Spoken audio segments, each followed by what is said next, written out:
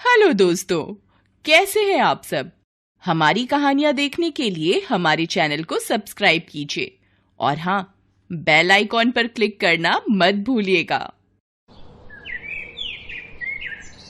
गायत्री की दो बहुएं थी। बड़ी बहू पारुल जो कि गरीब घर से थी और छोटी बहू हिमानी जो कि अमीर परिवार से थी। गायत्री की दोनों ही बहुएं गर्भवती थी और दोनों को ही 8 महीने पूरे हो चुके थे। इस खुशी में गायत्री ने अपनी दोनों बहुओं की गोद भराई की रस्म रखी थी। उन दोनों के मायके वाले उनके लिए तोहफे लेकर आते हैं। जहाँ हिमानी की अमीर माँ गरीब बहू पारुल की गरीब माँ को गरीबी का ताना कसते हुए कहती है, ये क्या, अपनी बेटी की गोद भराई में तुम ये क्या 1 किलो का घी का डिब्बा लेकर आ गई? भला ये कोई तोहफा होता है? एक मुझे देखो, मैं अपनी बेटी के लिए सोने का हार, महंगे कपड़े, ढेर सारी मिठाइयाँ और फल फ्रूट्स लेकर आई हूँ। तुम्हारी तरह नहीं 1 किलो घी उठाया और आ गई बेटी की गोद भराई में। क्या माँ, तुम भी इन गरीबों को ये सब बता रही हो? फिर उन दोनों की सास गायत्री बोली, ये सब बातें छोड़िए ना बहन जी, और यहाँ आकर बैठ जाइए, मैं अभी कुछ नाश्ता पानी लाती हूँ। कुछ देर बाद उनकी गोद भराई की रस्म होती है, जहाँ अमीर रमोला सिर्फ अपनी बेटी के लिए तोहफे लाई थी। वहीं गरीब लता अपनी बेटी पारुल के साथ साथ उसकी देवरानी हिमानी के लिए भी घी लेकर आई थी। ले बेटी, ये घी तेरे लिए। गैया जो रोज रोज थोड़ा थोड़ा दूध देती है, उसी के माखन का घी बनाना शुरू कर दिया था तुम दोनों के लिए जब से ये खुशखबरी मिली थी। नहीं नहीं नहीं नहीं, मैं ये लोकल घी नहीं खाती, बल्कि ब्रांड का ही घी खाती हूँ। मुझे नहीं खाना ये, आप इसे ले जाइए। अच्छा देखो, ये मैं तुम्हारे होने वाले बच्चे के लिए मॉल से महंगे कपड़े और ये खिलौने लेकर आई थी। ओ माँ, लेकिन इन सब की क्या जरूरत थी? अरे मेरी बेटी का पहला बच्चा है तो इन सब की जरूरत कैसी नहीं थी। पारुल बेटा, मैं तुम दोनों के लिए ये गोंद के लड्डू बना कर लाई थी। इस हालत में ये खाना सेहत के लिए अच्छा होता है। हिमानी बेटी, तुम भी खा लेना। नहीं नहीं नहीं नहीं, मैं ये सब नहीं खाती। ठीक है बेटी, जैसा तुम्हें ठीक लगे। वैसे पारुल बेटी, इस हालत में भी घर के काम करती रहना, इससे हमारा शरीर ज्यादा ठीक हो जाता है और बच्चा होने में आसानी होती है। यही बात तो मैं दोनों बहुओं को समझाती हूँ बहन जी। लेकिन मेरी बेटी को काम करने की कोई जरूरत नहीं है। तुम तो बेटी बस आराम करना। माँ, तुम कितनी अच्छी हो, मुझे कितना समझती हो। नहीं तो मेरी ये सास तो हर वक्त मेरे पीछे ही पड़ी रहती है कि बहू ये कर ले, वो कर ले। तू चिंता मत कर, तेरी माँ अमीर घर की है, मैं तुझे किसी भी चीज की कमी नहीं होने दूंगी।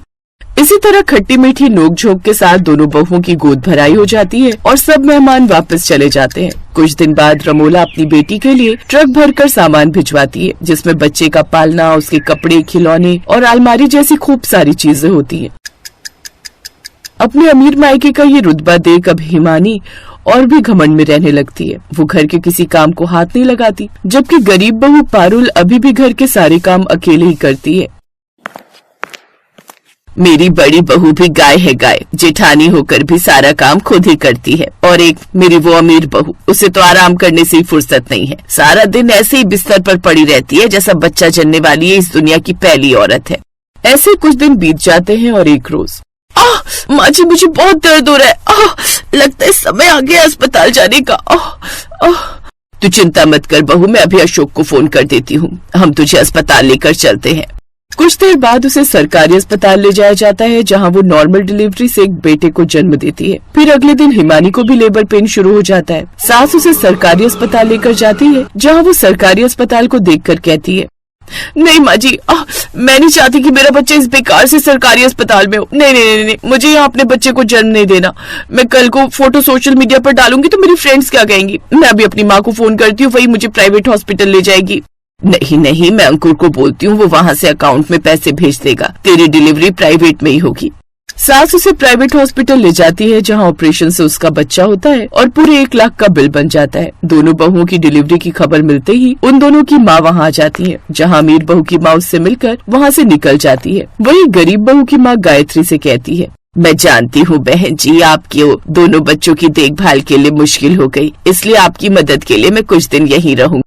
ये सुनकर गायत्री खुश होती है। अब वो दोनों बहुओं को लेकर घर आ जाती है, जहाँ नॉर्मल डिलीवरी होने के चलते पारुल आराम से अपने बच्चे को दूध पिला पा रही थी। वहीं अमीर बहू को ऑपरेशन के चलते बड़ी दिक्कत हो रही थी। ऐसे ही एक रोज उसका बच्चा पालने में रो रहा था, तभी वहाँ पारुल अपने बेटे को गोद में उठाए आती है। वो अपने बेटे को बिस्तर पर रखती है, फिर उसके बच्चे को पालने से उठाकर उसकी गोद में देती है। लो अब इसे दूध पिलाओ। हिमानी उसे दूध पिलाती है। मैं भी कैसी माँ हूँ, ऑपरेशन हुआ है तो अपने बच्चे की मालिश भी नहीं कर पा रही। तभी वहाँ उसकी सास और जेठानी की गरीब माँ भी आ जाती हैं। इसीलिए कहती थी बहू कि थोड़ा काम काज कर ले घर का। अगर तूने भी अपने शरीर से उस वक्त काम कर लिया होता तो आज तेरी भी नॉर्मल डिलीवरी होती और तू भी अच्छे से अपने बच्चे का ध्यान रख पाती। खैर कोई नहीं, तुम चिंता मत करो बेटी, मैं हूँ ना। अब मैं तुम्हारे बच्चे की मालिश भी कर दिया करूँगी। मुझे माफ कर दीजिए, अगर मैं उस वक्त माँ जी आपकी बात सुन लेती तो आज मेरी भी नॉर्मल डिलीवरी होती। कुछ दिन बाद रमोला अपनी बेटी से मिलने आती है तो हिमानी उसे अच्छे से सुनाती है। कोई जरूरत नहीं है माँ ये सब नाटक करने की। जब मुझे तुम्हारी जरूरत थी तब तुम कहाँ थी? उस वक्त तो आप अस्पताल से देखते ही ऐसे भाग गई कि कहीं आपको और भाभी को मेरी और मेरे बच्चे की सेवा न करनी पड़े। और आज जब मैं और मेरा बच्चा एकदम ठीक हो गए तब आप आई हैं 2 महीने के बाद। अब आपके इस झूठे प्यार की जरूरत नहीं है हमें। अब रमोला को अपनी गलती का एहसास होता है और वो सबसे माफी मांगती है। अब वो अपनी अमीरी का घमंड नहीं दिखाती। अब अमीर बहू भी अपनी गरीब जेठानी के साथ खुशी खुशी रहती है।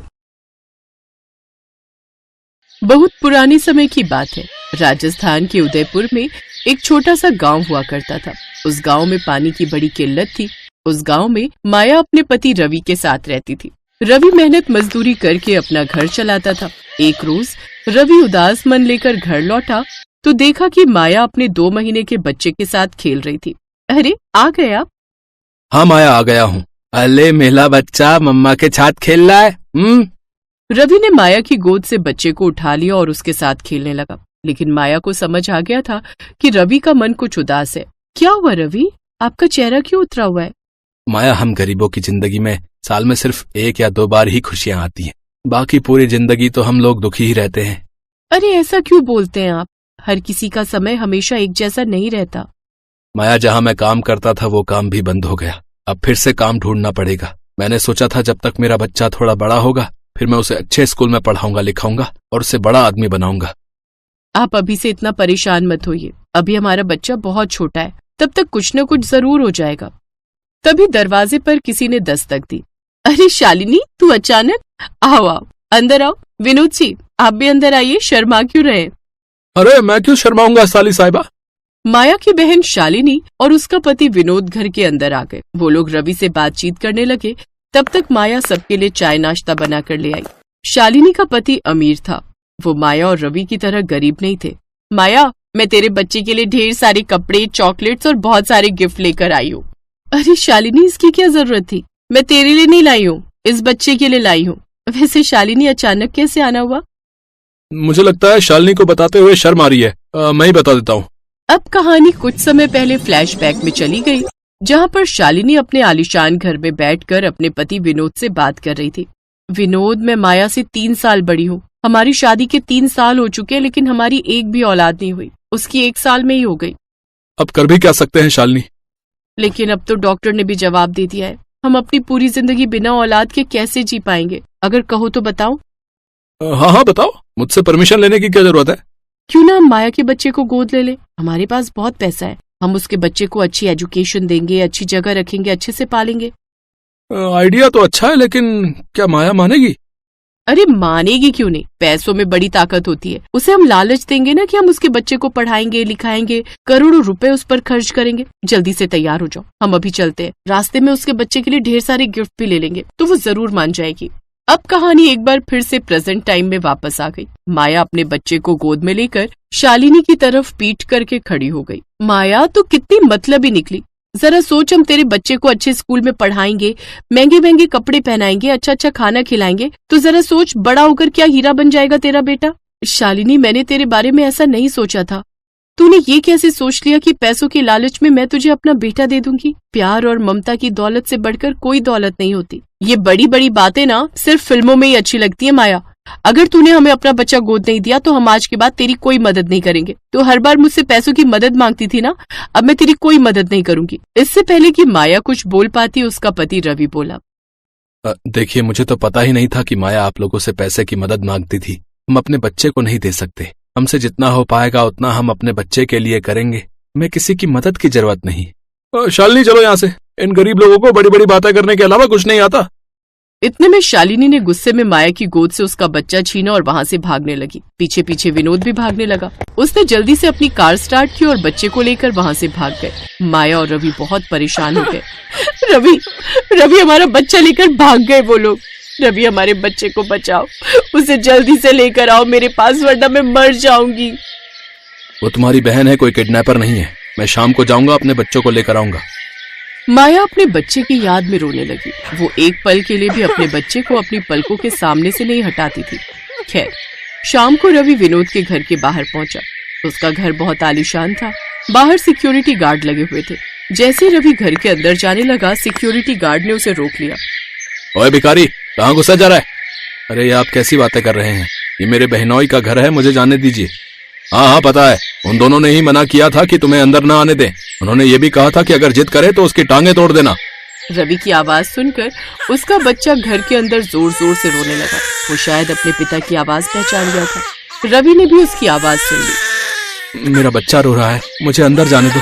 मैं आ रहा हूँ मेरे बेटे, फिक्र मत कर, तेरा बाप आ गया है। जब रवि ज्यादा जिद करने लगा तब सिक्योरिटी गार्ड वालों ने उसे बहुत मारा। रवि को बहुत चोट आ गई और वो घर लौट आया। माया उसे देखकर गुस्से से लाल हो गई। ऐसी बहन होने से तो अच्छा 1 करोड़ दुश्मन पाल लो। देखो क्या हालत कर दी आपकी उन लोगों ने। कोई बहन ऐसा करती है क्या? आप यहीं आराम करो, मैं अभी जाती हूँ, अपने बच्चे को लेकर आती हूँ, देखती हूँ मुझे कौन हाथ लगाता है। माया पैदल ही दौड़ते दौड़ते शालिनी के बंगले के बाहर पहुंच गई। गार्ड उसे पहचान गया।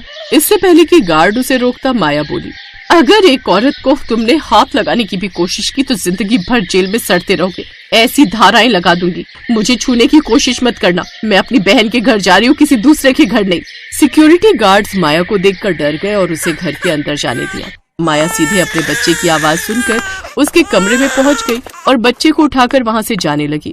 पर तभी वहां पर विनोद और शालिनी आ गए। इतने में माया ने किचन से कुछ बर्तन उठाए और फेंक फेंक कर शालिनी और विनोद की खोपड़ी तोड़ दी। रुक जा शालिनी, रुक जा, अभी वो बहुत गुस्से में लग रही है। मेरी तरफ अगर बढ़ने की कोशिश भी की तो या तो मैं अपने बच्चे के साथ खुद मर जाऊंगी या तुम दोनों को मार डालूंगी यहीं पर। अभी तक तुम लोगों ने मेरी ममता देखी है, नफरत नहीं। माया अपने बच्चे को लेकर अपनी झोपड़ी में वापस आ गई। मैंने कभी सपने में भी नहीं सोचा था कि मेरी बहन ऐसा कर सकती है। अमीर परिवार में शादी क्या हो गई, पता नहीं अपने आप को क्या समझने लगी। ऐसे ही दिन बीतते गए। 3 साल रवि ने खूब मेहनत की। उसने अपने बच्चे का दाखिला एक सरकारी स्कूल में करवा दिया। रवि, हमारा बेटा स्कूल चला जाता है, मैं घर में अकेली रह जाती हूँ। मैं घर के बाहर चाय और पकौड़ी बनाकर बेचती हूँ, जिससे कमाई भी हो जाएगी और मेरा टाइम पास भी हो जाएगा। वैसे तुम्हारा आइडिया तो बहुत अच्छा है। अगर तुम्हारा काम चल गया तो मैं भी यही काम करने लगूंगा और हम दोनों मिलकर अपने बिजनेस को आगे बढ़ाएंगे।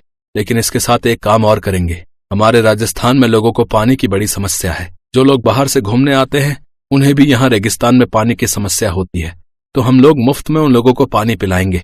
पानी पीने के बहाने वो लोग कुछ न कुछ तो खाएंगे ही। बिल्कुल सही कहा आपने। अगले दिन से माया ने घर के बाहर चाय पकौड़ी बेचना शुरू कर दिया और मुसाफिरों को मुफ्त में पानी पिलाना भी शुरू कर दिया। इस वजह से लोग अब उसकी दुकान पर खूब आने लगे और सुबह से लेकर शाम तक उसकी दुकान पर भीड़ ही लगी रहती थी। माया के हाथों से बने पकौड़े खाकर लोगों का मन तृप्त हो जाता था। जब उसकी दुकान खूब चलने लगी तो रवि ने भी दूसरे की नौकरी करना छोड़ खुद ही घर के बाहर एक छोटा सा ढाबा खोल लिया, जिसमें वो लोगों को 50 रुपए में भरपेट खाना खिलाने लगा। ऐसे करते करते 12 साल बीत गए और उनका बेटा नीरज अब बड़ा हो गया। एक दिन वो बहुत खुशी खुशी अपने घर लौटा। माँ, पापा, मैंने इंटर के एग्जाम में टॉप किया है। मुझे बहुत बड़े कॉलेज की तरफ से एक बहुत बड़ा ऑफर मिला है। मैं उस कॉलेज से कोई भी डिग्री मुफ्त में कर सकता हूँ।